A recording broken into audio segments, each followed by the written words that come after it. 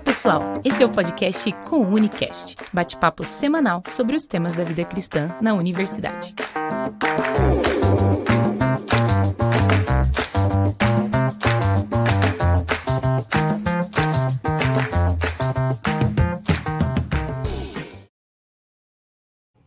E aí, tudo bem? Você que está nos assistindo ou nos ouvindo, seja muito bem-vindo. Estamos aqui para mais um episódio do Unicast, o nosso podcast do Pão Diário Universitário, ou melhor, do Conexão Universitária. E estamos aqui hoje para o devocional de número 13, ou seja, esse é o Unicast, episódio 13. Já o ano, sim, está passando muito rápido. Onde nós vamos falar de um tema muito interessante, muito importante, que está baseado no nosso livro devocional, Maturidade Espiritual. Se você ainda não tem maturidade espiritual, está esperando o quê? Para você comprá-lo e adquirir. É um livro muito bom para você acompanhar nos seus devocionais, para você fazer estudos em célula, em pequenos grupos, ou também com o teu grupo de estudo lá da faculdade, para levar o Evangelho de Jesus e, consequentemente, levar essas pessoas, esses universitários, esses jovens, a uma maturidade espiritual, a um conhecimento maior acerca das Escrituras. E nós estamos aqui com o Unicast para também te ajudar sobre os temas necessários para que você possa ter uma maturidade espiritual de fato. E hoje é um tema muito interessante, muito bom e muito confrontador. Nós vamos falar sobre isso aqui, ó. Mãos levantadas e coração vazio. Talvez de início você olhe para esse tema e fique, o que eu tenho a ver com isso? Olha, bastante coisa, creio que eu também. Eu tenho aqui um convidado muito especial que vai trazer um pouco do que o senhor tem falado com ele também, para nós, para que a gente possa entender um pouco melhor esse tema, compreender um pouco mais acerca do que as Escrituras dizem sobre isso. Mas antes de apresentá-lo, deixa eu aqui indicar para você um outro livro, 40 dias, 40 palavras, um devocional de Quaresma, antes da Páscoa, de preparo aí para esse tempo onde nós estamos glorificando a Jesus pela sua obra redentora na cruz do Calvário. Então eu indico para você 40 dias, 40 palavras, publicações Pão Diário. É um devocional que eu tenho feito, está sendo muito bom, edificando muito a minha vida. Fica a indicação para a tua vida também. Deixa eu apresentar aqui o nosso convidado, o Wayne Guerreiro. Cara, que privilégio ter você aqui. Alegria demais poder conversar com você hoje sobre esse tema. Vou pedir para você se apresentar um pouquinho para a galera. Fala, meu amigo. Muito obrigado aí pela oportunidade de estar aqui mais uma vez com todo mundo. Para quem não me conhece, meu nome é Wayne Guerreiro. Eu sou casado com a Giovana, tenho 27 anos. Sou teólogo formado pela Faculdade Batista do Paraná. Eu sou missionário intercessor, né? Então eu trabalho com missões no contexto de intercessão, onde nós estamos ali diante da presença de Deus, envolvido com adoração e intercessão, procurando manifestar atos de justiça na terra, né? E cooperar com aquilo que Deus está fazendo nos nossos dias. Atualmente eu frequento a Cornerstone Curitiba e é isso. Boa. Cara, que massa receber você aqui, né? Privilégio aí para mim. E creio que para quem está nos assistindo também, o Wayne tem sido uma grande referência no meio teológico curitibano aí para nós. Acho que vai ser massa esse tempo. Antes da gente entrar no assunto, deixa eu dar 2 dicas para você que está nos ouvindo ou nos assistindo. Primeira dica, siga a gente no Instagram, ó, tá passando aqui embaixo, couni.conexão universitária, para que você saiba dos nossos conteúdos, para que você tenha conteúdos cristãos e que vão edificar a tua vida também lá no teu Instagram, para que você possa saber das nossas novidades como ministério também. E uma outra dica, para você baixar o nosso app do Pão Diário Universitário. Lá você vai ter acesso à leitura diária da Bíblia, alguns devocionais também que vão te ajudar e te incentivar, e também um cronograma de leitura anual das Escrituras. Então fica a dica aí, para que isso possa te ajudar a, de fato, você ter um contato com o pão diário que vem dos céus, que é a palavra do Senhor. Beleza? Wayne, vamos lá, cara. Vamos falar desse tema bem interessante aqui do episódio 13. Mãos levantadas e coração vazio. Esse tema está baseado no nosso devocional. E ele vai falar um pouco sobre a ideia de que nós podemos servir ao Senhor e ter corações vazios. Cara, é de fato possível servir ao Senhor e ainda assim estar distante dele? Ou seja, termos mãos levantadas, mas estarmos com os corações vazios? Fala um pouco pra gente aí. Cara, é possível. É possível. Eu diria até que, infelizmente, isso às vezes é uma coisa muito comum no nosso meio, né? Muito comum a gente tá servindo o Senhor a gente está cooperando, né, com o nosso serviço, seja na igreja, né? Quem está envolvido com vida de igreja sabe o quanto de programações e atividades a gente acaba se envolvendo, e é muito comum que a gente possa estar com as mãos levantadas e o coração vazio. Eu acredito, né, que isso acontece muito por conta das nossas rotinas muito atarefadas, né? Uhum. E aí a gente começa a entrar num processo de tornar as coisas muito mecânicas, muito no modo automático. Então a gente está acostumado com a nossa rotina durante a semana e serve na igreja no final de semana. E aí o culto, né? Aquele momento da gente cultuar a Deus, né? Acaba se tornando o momento onde muitas vezes a gente vai assistir o culto, né? E nesse assistir o culto a gente começa a não prestar mais atenção e não dar significado ao que a gente está fazendo, né? E eu diria que principalmente a galera na fase universitária, eu acho que é um período da vida onde o tempo ele é ouro praticamente, né? Então Uhum. tudo é muito corrido, ainda mais para quem trabalha e estuda. Então a gente acaba tendo tempo muito escasso e isso faz com que a gente faça as coisas de uma forma muito automática.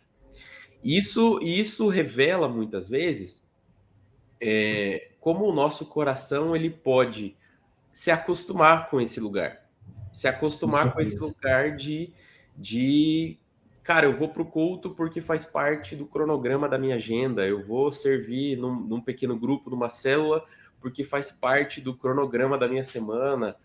E isso pode fazer com que a gente se distancie, né? Isso me lembra até daquele episódio lá em Israel, não vou me lembrar exatamente o texto, mas que eles estão reedificando o templo e eles acham o livro perdido dentro do templo, né? E aí o rei começa a ler e ele percebe o quão distante eles estavam daquilo que o livro da lei falava, né? E às vezes a gente pode acabar perdendo a palavra de Deus, a presença de Deus dentro da casa de Deus. Então eu acredito que é possível, é muito comum, infelizmente isso acontece. Cara, realmente, né? É um negócio que está muito presente nos nossos dias, como você falou. Às vezes a rotina acaba tirando de nós o temor do Senhor, né? O temor da presença, o zelo pela Uhum. presença de Deus, pela casa de Deus. Quando a gente vê, a gente está servindo, e a nossa geração é muito assim, não sei se você vai concordar comigo, mas é uma geração que quer fazer coisas, né? A pessoa já chega na igreja, meu Deus, eu preciso servir, eu preciso estar em mil coisas diferentes, eu quero estar no Ministério Infantil no fim de semana, eu quero estar não sei aonde. Ó, pastor, me leva lá para o campo missionário, que eu estou dentro também e tal. E a pergunta não é, muitas vezes, se as nossas mãos se converteram, né? Porque às vezes as mãos estão ali prontas para o trabalho, mas se o coração, de fato, está Exatamente. no Senhor. E o devocional de hoje ele é baseado no texto de Joel, capítulo 13, que começa assim, ó, não rasguem as roupas em sinal de tristeza, rasguem o coração, né? Um texto onde Jesus, o Senhor, nosso Deus, está falando para o povo de Israel, ei, eu não quero mais que vocês façam coisas externas apenas. Essa mudança tem que vir de forma interna, tem que vir do coração. Então, por isso que eu falei que, para mim, particularmente, esse é um episódio bem confrontador, assim, ainda mais da Uhum. gente que tem a vida muito ativa na igreja e tal. E tem um texto, Wayne, que Jesus vai falar muito sobre essa perspectiva de termos o coração cheio em primeiro lugar e depois disso, consequentemente, as mãos também estarem levantadas, que é em Mateus capítulo 6, né, onde ele está ali no meio do Sermão do Monte, ele vai ensinar sobre a oração, sobre o jejum e tudo mais. E ele vai falar que é necessário nós, de fato, termos um relacionamento com o Pai, mas pensando no relacionamento, e não na visibilidade, não na forma como as pessoas vão olhar para nós, e não no status de servos. Cara, como a gente pode, a partir dos ensinamentos de Jesus em Mateus capítulo 6, discernir se o nosso coração está vazio e se nós, de fato, estamos vivendo uma vida de hipocrisia dentro da igreja? Uhum. Uhum. Cara, eu acho muito legal esse texto de Mateus 6, porque se a gente prestar atenção, ele vai falar sobre obras, esmolas, oração, jejum. Basicamente, a gente pode olhar para isso e ver que Jesus está falando de disciplinas espirituais, Sim. né? A questão da oração, do jejum, as ofertas. E Jesus está trazendo esse ensino, chamando a nossa atenção para a gente tomar cuidado com as aparências, né? E eu acho que isso é uma coisa que é muito pontual para nós hoje, porque existe algo que nos cerca, que é a questão da performance, né? Então, muitas vezes, cara, a gente às vezes nem é intencional, mas a gente quer de alguma forma performar. Então a gente quer orar muito, a gente quer jejuar muito, né? E Jesus ele fala, né? Cuidado para vocês não praticarem isso diante dos homens. Cuidado com as aparências, cuidado. Jesus está chamando a atenção, por quê? Porque essas coisas não são ruins, mas elas podem se tornar dependendo do lugar onde o nosso coração está posicionado nisso tudo, né? Então, eu acredito que isso fala muito para os nossos dias, por quê? Porque, cara, é muito fácil eu começar a me justificar em cima de tudo aquilo que eu estou fazendo para Deus e, de fato, não estar fazendo isso com Deus, né? Eu estou fazendo um monte de coisa, eu estou servindo, e não falo nem só de atividades externas, mas até mesmo nessas disciplinas que Jesus está falando, a gente pode acabar performando, né? Cara, eu gosto muito de estudar as histórias dos avivamentos. E quando você vai olhar a vida dos homens, né, os grandes protagonistas dos grandes despertamentos, seja na Europa, seja nos Estados Unidos, você vai ver que esses caras tinham uma vida de oração, assim, invejável, se é que existe, né? Mas eles tinham uma vida de oração. Você vai ver homens que oravam 2 horas, 4 horas, né?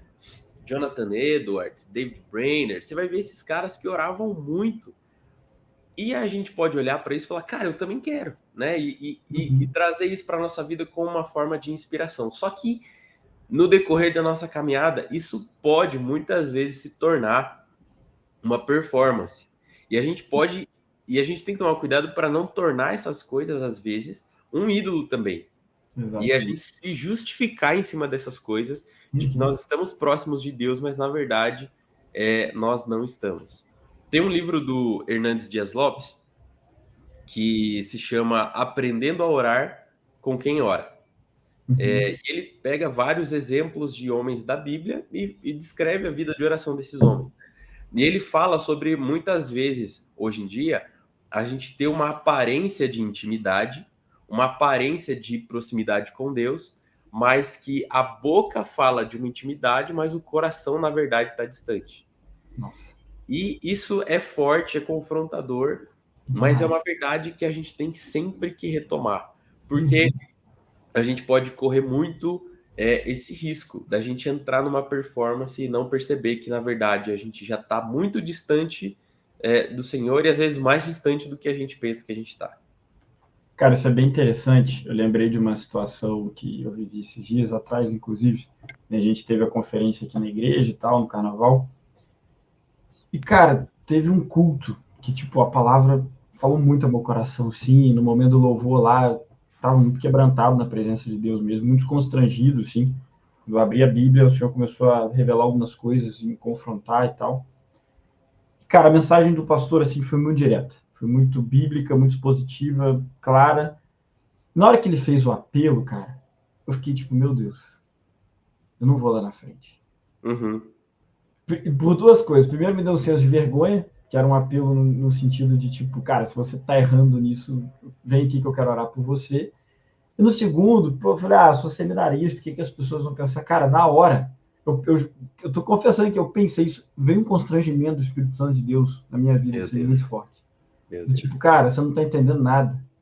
Para que você tava com a mão levantada e quebrantado, se agora, na hora de realmente se quebrantar na minha presença, você tá ligando para uma performance do que as pessoas estão olhando de fora e tal. Eu falei, meu Deus, é isso, é o coração. Aí eu fui assim, né, tinha esse momento de relutância, de uma briga com o meu próprio eu ali. Mas isso é muito interessante, cara, porque às vezes a gente fica muito preso com o que as pessoas estão pensando. Vou dar um exemplo. Você que está nos assistindo aí, provavelmente você já passou por essa tentação também. Você acorda, você vai lá, faz seu devocional, às vezes o devocional michuruca, às vezes você não ora direito, às vezes você não lê a palavra direito, vai sem zelo nenhum para a presença do Senhor, mas você faz questão de ir lá, pega o celularzinho, fotinha no Instagram, porque a performance no Insta tem que estar em dia, né? Então, realmente, isso que você falou é muito, muito válido, porque até as coisas listas podem se tornar idolatria no nosso coração e, consequentemente, fazer de nós pessoas com mãos levantadas e um coração vazio. Você falou uma coisa interessante aí, que, né, fazer as coisas para Deus, mas sem o Senhor. E, cara, quais são os perigos que a gente corre de viver uma vida para Deus, porém uma vida sem Deus?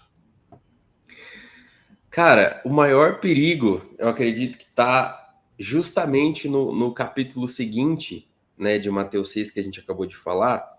Lá em Mateus 7, no verso 21 até o 23, o texto diz assim: nem todo o que me diz Senhor, Senhor entrará no reino do céu, mas aquele que faz a vontade de meu Pai que está no céu. Naquele dia muitos me dirão: Senhor, Senhor, nós não profetizamos em teu nome?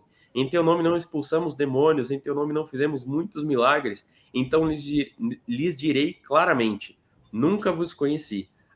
Afastai-vos de mim, vós que pratiqueis o mal. E, cara, isso aqui é uma verdade, ao mesmo tempo, muito profunda, mas, ao mesmo tempo, isso precisa causar um temor enorme em nós. Sim, com certeza. Porque aqui, Jesus está falando de pessoas que, cara, estavam no meio da igreja, praticaram boas obras, estavam servindo, estavam, de alguma forma, até anunciando a palavra de Deus. Mas essas pessoas, o Senhor vai falar: afastai-vos de mim, eu não os conheço. Então, o maior perigo da gente fazer muita coisa e não estar, de fato, conectado com Deus, é o fato da gente não conhecer a Deus e não ser conhecido por Ele. Né? Então, a gente costuma falar que a adoração, ela é um estilo de vida. E essa é uma boa definição, mas eu gosto de ir um pouco além. Né? Eu acho que a adoração, ela é, na verdade, uma resposta à revelação que eu tive de quem Deus é. Uau. Então, se eu tive a revelação de um Deus amoroso, eu vou adorar um Deus amoroso. Se eu tive uma revelação de um Deus perdoador, eu vou adorar um Deus perdoador. Se eu tive uma revelação de um Deus generoso, eu vou adorar um Deus generoso. E assim vai, né? Conforme a gente vai conhecendo os atributos de Deus, isso amplia a forma como a gente adora, porque a gente adora aquilo que a gente conhece. Com certeza. Então, o maior perigo da gente fazer muitas coisas para Deus sem Deus é que a gente pode estar perdendo o privilégio de conhecer o Senhor genuinamente. E eu só posso adorar verdadeiramente aquilo que eu conheço. Então, esse é aí que mora o perigo. Eu posso fazer muitas coisas, mas como que eu vou adorar se eu não gasto tempo conhecendo esse Deus? Se eu não gasto tempo dedicando a minha vida para conhecê-lo verdadeiramente? Eu acho que o maior exemplo de adoração que a gente tem na Bíblia, né, eu ouso dizer que é o rei Davi. O rei Davi, né, e vamos lá, ele era rei, né, então ele era um líder político e militar. Com certeza ele tinha muitas atribuições, mas a gente vai ver na vida de Davi, principalmente ali nos Salmos, né, seja o Salmo 27, o Salmo 132, a gente vê que Davi, ele focalizou a presença de Deus na vida dele. Ele centralizou a presença de Deus como a vida dele se movia em torno desse lugar da presença de Deus. Uau. Então, é a partir desse lugar, onde nós centralizamos o conhecimento de Deus, quem o Senhor é, que a gente vive as outras questões da nossa vida. Então, a gente pode muito bem não conhecer Deus e achar que a gente conhece, fazer um monte de coisa, mas quando chegar diante dele, a gente corre o grande risco dele olhar para nós e falar: afastem-se de mim, porque eu não conheço vocês. Então, o maior perigo é a gente viver uma vida sem conhecer o Senhor. Esse texto é muito pesado, né? Tipo, vocês profetizaram, vocês curaram pessoas em meu nome, e ainda assim não os conhecem. Então, realmente, é um perigo que vale aí nós, né, você que está nos ouvindo, nos assistindo, avaliarmos os nossos corações hoje. Será que de fato nós conhecemos o Deus a quem adoramos? É interessante, você comentou, né, de adorar em resposta aos atributos do Senhor. Tem uma frase do Tim Keller, onde ele fala no livro Deus Pródigo: cara, um Deus que deu a vida por nós, que sangrou numa cruz, merece ser de todas as formas adorado por nós. Então, é justamente quando a gente conhece esse Cristo, quando a gente conhece a grandeza do Senhor, o Deus Trino, Pai, Filho e Espírito Santo, seus atributos, a gente passa a entender que a adoração é algo muito mais profundo do que apenas fazer coisas, né? Então, isso é realmente algo muito interessante. Como você bem citou também, o exemplo do Davi. Eu acho que eu gosto muito de falar de Davi também, porque não foi um cara perfeito, e a Bíblia não esconde suas falhas. Mas até quando ele falha, ele faz daquilo um meio de adorar a Deus, através da confissão, através, né, do arrependimento e tudo mais. Então, tipo, nós precisamos aí ter um coração quebrantado na presença do Pai. Nessa ideia de viver uma vida para Deus, mas uma vida sem Deus, e a gente tem um grande exemplo que Jesus vai trazer em Mateus, capítulo 9, versículo 13, onde ele está ali, ele chama Mateus ao apostolado, a segui-lo. Mateus, feliz da vida, vai lá e dá uma ceia. Mateus, consequentemente, né, que não era uma pessoa muito bem vista na sociedade, chama alguns amigos que também não eram tão bem vistos, e Jesus se assenta à mesa com eles. Para quê? Obviamente que para ensiná-los, para falar acerca de si, né, e pregar o evangelho. Só que os mestres da lei olham para Jesus e começam a repreendê-lo. Falam: olha, não é o mestre de vocês que está ali sentado com pecadores. E Jesus cita um texto do Antigo Testamento para esses mestres da lei, falando o seguinte: voltem para as Escrituras e aprendam quando eu quis dizer misericórdia quero e não holocaustos. Cara, como a gente pode entender esse ensinamento de Jesus e aplicá-lo, né? Misericórdia eu quero, não holocaustos. Como Jesus dizendo: não importa em primeiro lugar as mãos levantadas, mas o coração cheio. Então, como é que a gente pode entender esse texto melhor e poder aplicá-lo também?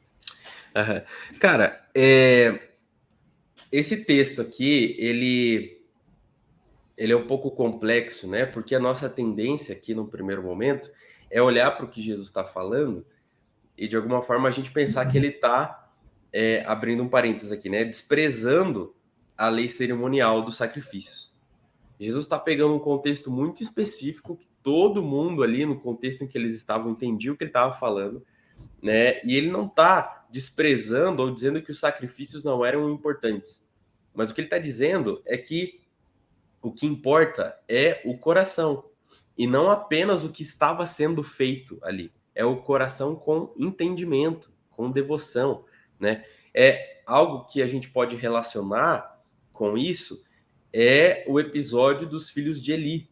Quando Samuel, ele começa, a mãe dele leva ele para ficar no templo, e os filhos de Eli, eles eram sacerdotes, mas eles não tinham temor nenhum pelo que eles estavam fazendo, né? Eles tiravam as melhores partes dos sacrifícios, faziam tudo de qualquer jeito, sem se importar, sem temor algum, com o que estava sendo feito ali. E eu acredito que isso revela como o coração está distante. Então, quando Jesus pega esse exemplo e ele fala que ele quer misericórdia e não sacrifícios, ele está falando justamente de um coração que está realmente voltado ao Senhor, entendendo o que está fazendo. Então, se tudo que a gente faz, tudo que a gente está, de alguma forma, fazendo para Deus, seja na nossa vida de igreja, seja na nossa vida de devoção pessoal, né? Se tudo isso não desce do entendimento para o coração, se tudo isso não fica somente na atividade, mas isso parte de um coração rendido em devoção ao Senhor, né? Isso são coisas que a gente precisa prestar atenção, porque a gente pode estar correndo o risco muito grande da gente, como o próprio título diz, né? A gente está com mãos levantadas e o nosso coração vazio. Então, isso vai muito além daquilo que a gente faz, ou daquilo que a gente já falou mais para trás aqui sobre performance. Mas isso fala de um coração adorador, de um coração que está caminhando em proximidade, em intimidade com Jesus, que conhece o coração e a vontade dele. Isso faz com que a gente se alinhe à vontade de Deus. Então, muito mais do que aparências, muito mais do que aquilo que a gente pode fazer para o Senhor, aquilo que Ele espera de nós, é um coração realmente rendido e prostrado diante dele. Que massa. Eu lembrei de uma frase do John Stott, né, que é bem interessante, onde ele traz um pouco esse conceito. Ele diz: de nada vale uma mente formada sem um coração engajado. Justamente isso, né? Às vezes a gente até conhece, levanta as mãos conhecendo, mas o coração não está naquilo. E eu creio também que é essa fala de Jesus. Não é errado você, na época, por exemplo, fazer o sacrifício, oferecer os holocaustos da forma como era, mas de nada valia aquilo sem um coração de fato no Senhor, um coração contrito, quebrantado e diante da presença de Deus. Então, realmente, isso aí é um cuidado que a gente tem que ter. Eu acho que, de forma prática, isso vale para nós uma avaliação diária, né, cara? Sim. Tipo, como está o nosso coração hoje diante das coisas que temos feito, diante do nosso serviço prestado à igreja, ou na faculdade, no seu pequeno grupo, onde quer que seja, como o nosso coração está quando fazemos as coisas.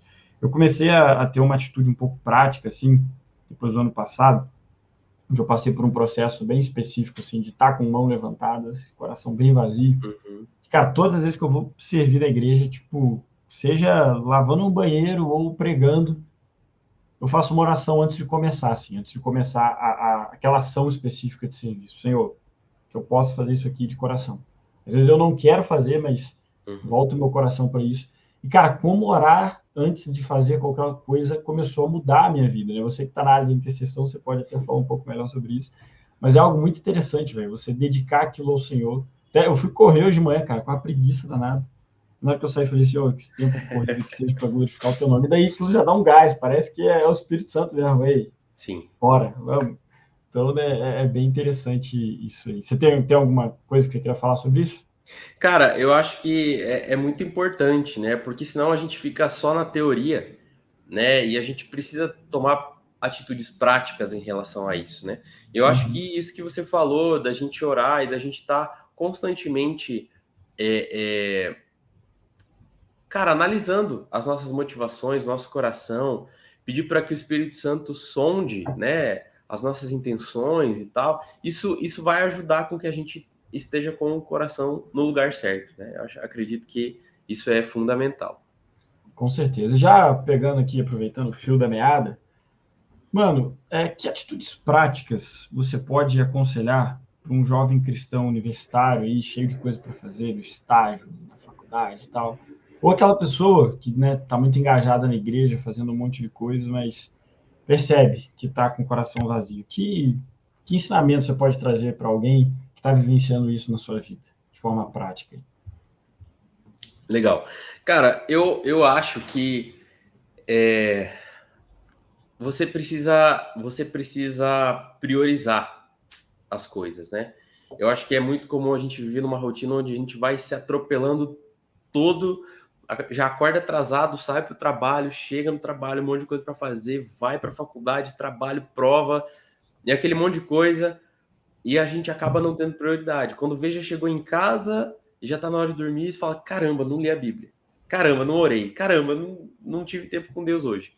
E essas são coisas que a gente precisa sempre tá ligado nisso para que a gente possa priorizar o Senhor, né? Como a gente falou de Davi, Davi era um rei, né? Imagina o tanto de coisa que esse cara tinha para fazer, mas ele focalizou, ele centralizou a presença de Deus na vida dele e falou, cara, isso aqui vai ser a minha prioridade. Então, eu acredito que a gente tem que encontrar maneiras da gente priorizar o nosso relacionamento com o Senhor, né? O próprio Jesus, ele vai ensinar a questão de entrar no lugar secreto, né, e permanecer ali naquele lugar. Eu acredito que se a gente conseguir priorizar, cara, às vezes você não precisa ter 2 horas de devocional, né, de oração e de adoração. Cara, às vezes a gente precisa do básico bem feito, né? O básico bem feito, ele vai ser o chão, ele vai ser o que a gente precisa. Então, às vezes, cara, você vai ter, sei lá, 30 minutos de manhã, 30 minutos do seu almoço.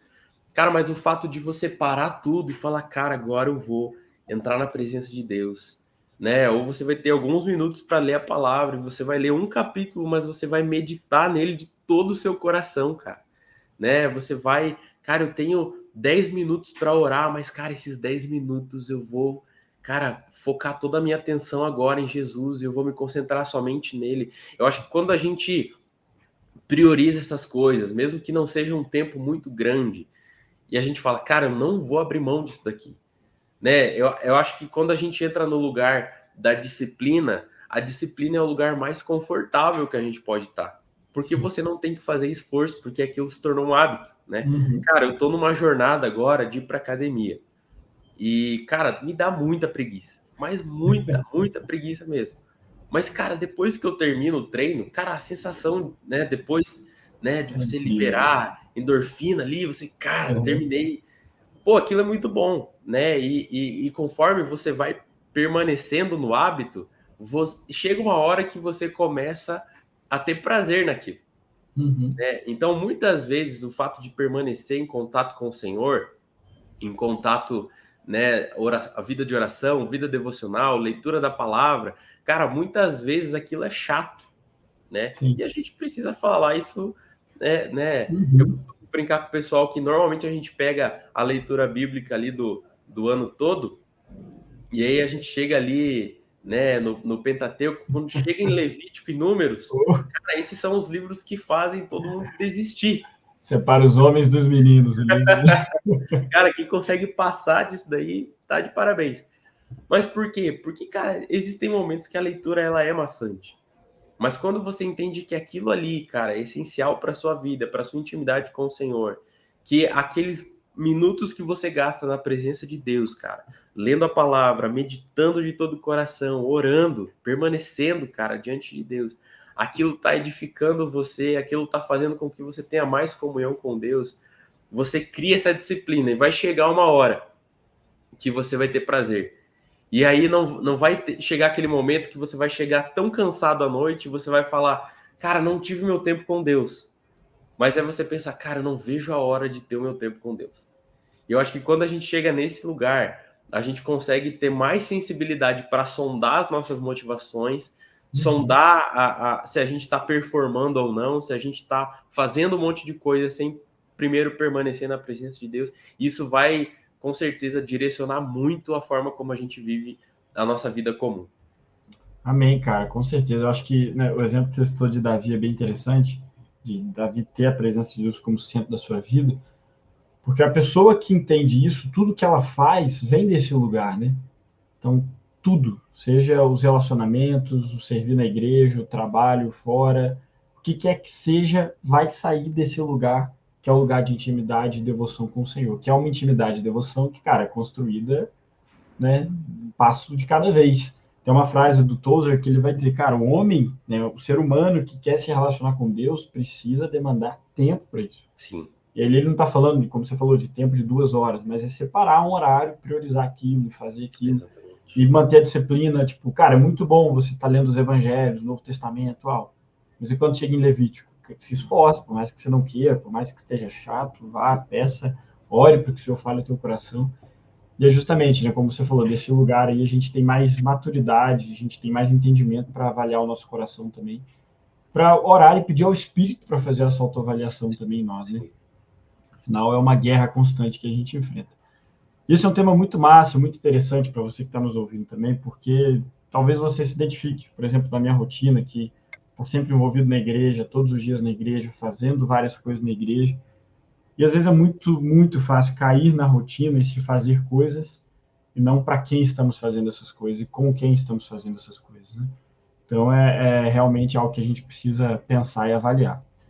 Wayne, que última palavra você pode deixar aí para a vida daqueles que estão nos ouvindo, para a vida desses jovens, universitários, adolescentes que estão aí nos assistindo? Manda bala. Uhum. Cara, busque conhecer a Deus, busque conhecer o Senhor de todo o seu coração. Cara, dedique tempo conhecendo os atributos de Deus, quem Deus é. Como a gente já falou antes aqui, eu só consigo adorar aquilo que eu conheço, eu só consigo ter intimidade com quem eu conheço, com quem eu gasto tempo. Então, cara, eu sei que a sua rotina é corrida, eu sei que a nossa vida tem um monte de coisa para fazer. Cara, se você está na faculdade, né, ou Se você está se preparando para entrar na faculdade, cara, eu conheço a sua rotina, eu sei que não é fácil, eu sei que cansa, é uma rotina cansativa, mas nada pode ser tão grande ou tão exaustivo a ponto de nos roubar da presença de Deus. Então, o meu conselho, a minha dica, a minha palavra para quem está nos assistindo, cara, busque priorizar a presença de Deus. Busque viver em comunhão, mesmo nesse tempo tão corrido, porque a vida em comunhão, ela nos blinda também, né? A vida em comunhão é o que vai, com certeza, nos blindar de saber se eu estou performando ou não, né? Então, eu acredito que esses mecanismos que a gente pode encontrar nos ajudam a permanecer, né? A perseverar. Aquilo que Jesus vai falar sobre permanecer nele, né? E somente nele a gente pode frutificar. Então, a permanência fala de constância, e constância não tem a ver só com performance, e constância não tem a ver com sempre manter o mesmo ritmo, né? Às vezes tem dia que você vai conseguir fazer muito, às vezes menos, mas o importante é você permanecer. Amém, cara, exatamente. Eu lembrei quando você estava falando de um provérbio 4, acho que 13, onde a palavra do Senhor vai dizer, né? De tudo que tem que guardar, guarde o seu coração, pois dele procede as fontes da vida. Então, que a gente possa aí realmente avaliar nosso coração, guardar o nosso coração, permanecer com o nosso coração no Senhor, no lugar de devoção, e tudo aquilo que a gente vier a fazer, com as mãos levantadas, que possa partir de um coração quebrantado na presença de Deus. Então, eu espero que esse tempo aqui de bate-papo possa ter falado ao teu coração. Lembre-se, isso aqui está baseado no livro Maturidade Espiritual. Se você ainda não adquiriu, adquire. Mas que possa realmente ser edificante para a tua vida, você que está nos ouvindo, nos assistindo, você aí, jovem, adolescente, universitário, que o Senhor possa preservar o teu coração no lugar certo, que é amando sobre todas as coisas, como Mateus 22:37 vai mostrar para nós. Wayne, muito obrigado pela tua presença, meu amigo. Privilégio aí trocar essa ideia contigo. Obrigado pelos teus ensinamentos, pela tua experiência. Edificou muito a minha vida. E aguarde o próximo convite que virá. Eu que agradeço. Muito obrigado, cara. Sempre um prazer estar participando aqui. Tamo junto. Então, gente, um abraço. A gente já está encerrando o nosso episódio. Lembre-se lá da indicação do dia. 40 dias, 40 palavras. Leituras de Páscoa para tocar o seu coração. Nesse tempo aí você possa estar também buscando a presença de Deus. Um abraço, que Deus te abençoe. E até o episódio 14 aí na próxima semana. Tchau, tchau. Você acabou de ouvir o podcast Comunicast. Nos siga nas redes sociais, @comuni.conexão universitária, e fique por dentro dos próximos episódios.